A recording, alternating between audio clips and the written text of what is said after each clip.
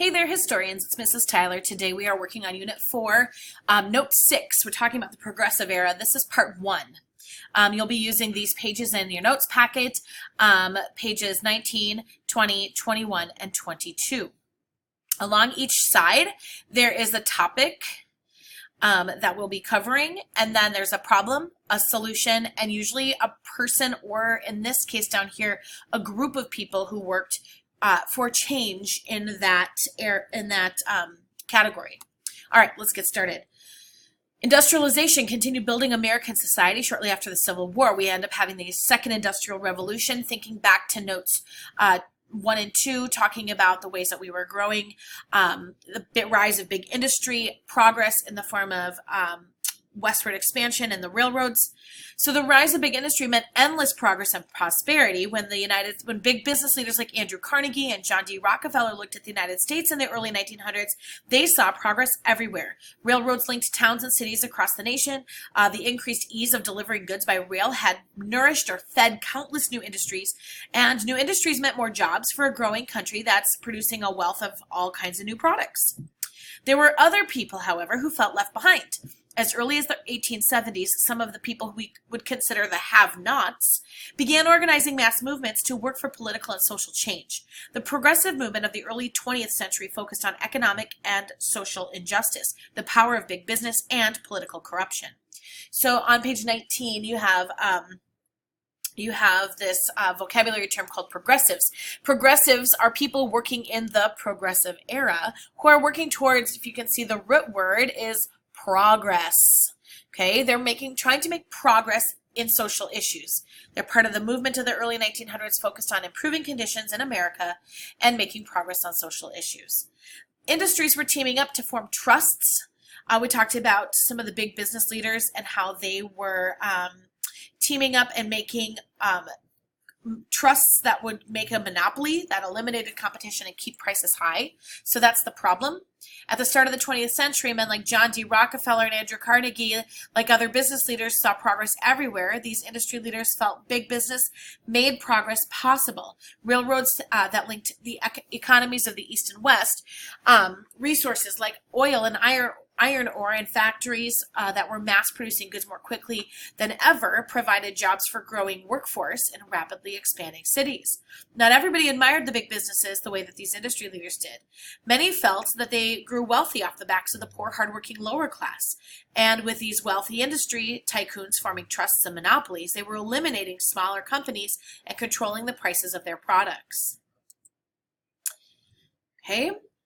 Congress had passed the Sherman Antitrust Act as a law to keep these industries from forming these big old trusts and making them into monopolies. However, those big industry leaders were very wealthy, and they had the money that was needed to help finance political leaders and their campaigns and elections. And so those political leaders wanted that money, the money from those industry leaders, for being reelected and to maintain their power. So those industry leaders would help elect those government leaders who would allow them to continue expanding their businesses. President McKinley was one of those types of people. He's elected president in the 1890s, and when these big, powerful business leaders were thinking about who they wanted to back for president, one of the things they knew is they never ever wanted Theodore Roosevelt to be president. They knew that he would kind of ruin the good thing that they had going on. So they conspired to make him the vice president because they felt like vice president is pretty powerless. And he would be basically just for show only. He wouldn't have any actual power, and they felt that this was a great idea. But President McKinley, this backfires because President McKinley is assassinated in 1901, and the person that they least wanted to be president is now taking office as president. So the solution for the trust busting is government regulations being enforced to break up the trusts and eliminate monopolies. Theodore Roosevelt was a progressive. He believed the government should help make progress in areas impacting society. He began by enforcing the Sherman Antitrust Act. He had the Justice Department sue the industries that created the trust and monopolies. They were forced to break into smaller companies. So Theodore Roosevelt, we call him the progressive president. He began using his executive branch authority to enforce laws. We talked about the three branches of government. Congress had passed the Sherman Antitrust Act as a law, and then up until Theodore Roosevelt, the president, had not enforced that law as his job was. Theodore Roosevelt takes office and he does enforce that law to make sure that they're breaking up those illegal monopolies. In sixth grade, you talked about James J. Hill having a monopoly in the railroad industry here in Minnesota. He became a target of Teddy Roosevelt and the Justice Department, and he was sued and forced to break up some of his his big railroad empire. All right, next topic is conservation. Growing businesses relied on natural resources like iron ore and lumber. As industries grew, it took a toll on the environment. Rapid industrial growth and urbanization were causing massive environmental damage. Another group of progressive activists began calling for conservation. I don't know about you, I'd rather live here than here. So conservation, the definition on page 19, actions taken to protect the environment, such as creating wildlife refuges, establishing national parks, and restricting deforestation. Can't just cut down trees without planting new ones.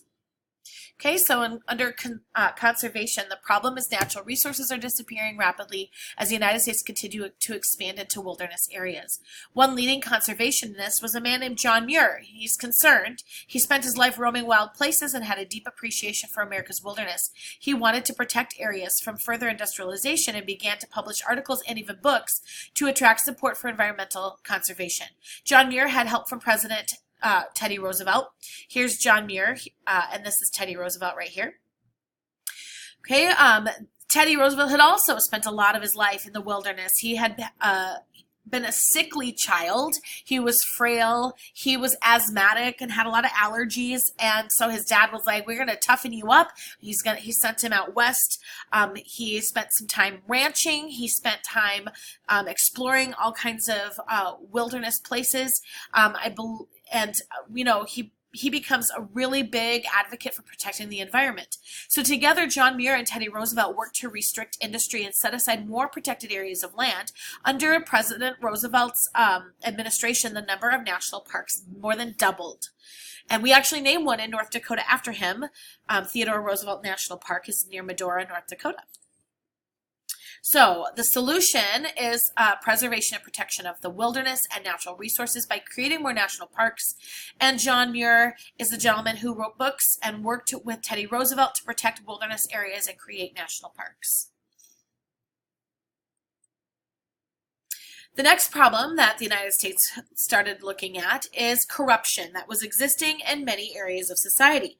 It allowed rich and powerful people to continue to gain wealth at the expense of the workers and the lower class members. When President Roosevelt began enforcing that Sherman Antitrust Act, it made Ida Tarbell a very happy woman. Ida Tarbell was one of many investigative reporters at the turn of the century who was working to expose corruption in society. She had dug up a lot of dirt on John D. Rockefeller and his Standard Oil Trust and his monopoly. Her articles were printed in McClure's magazine. He wasn't a fan. He's pretty sad. Writers and authors like Tarbell were nicknamed Muckrakers because they were raking up or exposing corruption in businesses and society. McClure's magazine hired many of these types of muckraker journalists. They embraced this nickname, and they continued writing, hoping to inspire Americans to start movements that would improve society. So Ida Tarbell is a muckraker. She is a newspaper reporter who exposed the corruption of Standard Oil. The nickname given to journalists and writers who publish articles and books to expose corruption in politics and businesses. That's the definition of muckrakers. This is the Teddy Roosevelt with the big rake mucking around in the nasty, corrupted, senators and politicians, and he's draining the swamp, so to speak. All right, the meatpacking industry takes a hit with a muckraker known as Upton Sinclair. He's an author. He's on a mission. Now, originally, his desire was to stand up for the mistreatment of those immigrant workers, the hazardous working conditions that they endured. So he did a lot of investigative journalism and interviewing people both inside and outside of the meatpacking plants in Chicago. And he followed them, interviewed them, watched how they lived, saw where they lived, looked at the working conditions, and he was disgusted at what he saw. He saw people living in extreme poverty, in tenements that were just awful places to live. The factories were nasty. They were disgusting, and there were things that were happening inside that would just gross people out. So he put it all in his novel, The Jungle. It's not about a literal jungle. It's a metaphor for the wild and just lawless conditions in Chicago's meat factories. Okay, so here's some photographs from the meatpacking industry. Okay, the solution: authors and journalists began investigating, writing articles and books to expose corruption in society. Upton Sinclair wrote his novel, The Jungle, to expose the struggles of immigrant workers, but what ends up happening is he inspires us to create new laws and a new federal organization called the Pure Food and Drug Administration, and they passed the Pure Food and Drug Act. So instead of stirring up compassion for the immigrant workers who were mistreated, Sinclair's novel made readers literally sick by describing unsanitary, disgusting, gross conditions of the meatpacking plants, sick animals being used, spoiled meat being used in canned meat, people falling into the vats of the meat that were being boiled and dying, and then they didn't do anything to remove those bodies from that. They just got packed into and ground up with the rest of the meat, which is pretty nasty. President Roosevelt reads the book. Americans read the book. They're disgusted and sickened. Their stomachs are churned. And President Roosevelt goes to Congress and says, we got to do something about this. When Americans open a can of meat, it needs to be just meat. There were other things like drugs. There were people who would peddle, like they'd go around with a wagon and they'd peddle their own like miracle tonics for cures for things that nobody had tested. Some of them had like actual cocaine in them and were really harmful to people's health. The Pure Food and Drug Act was passed in 1906 and the Meat Inspection Act as well. And this creates health standards for food and drug products in the United States. Okay, new immigrants are struggling to find resources like housing, jobs, education, childcare, training, healthcare.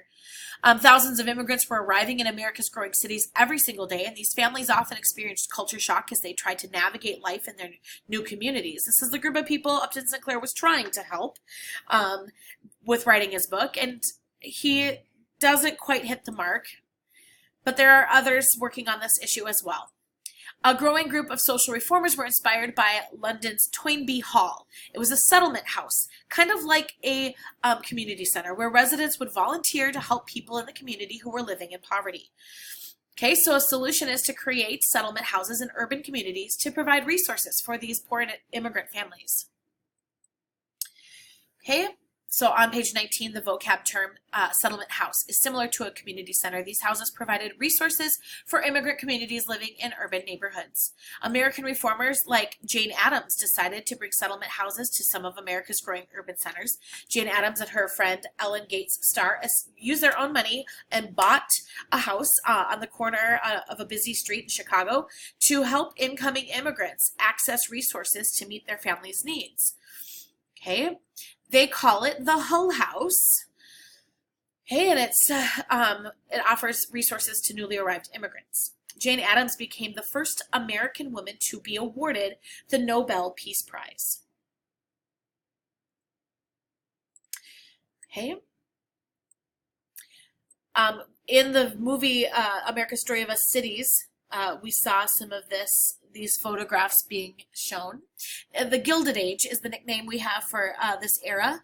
A small percentage of America living in extravagant wealth made society appear better off than reality. The wealth for living in royalty, the dismal poverty, though, goes undetected by some of those wealthiest people.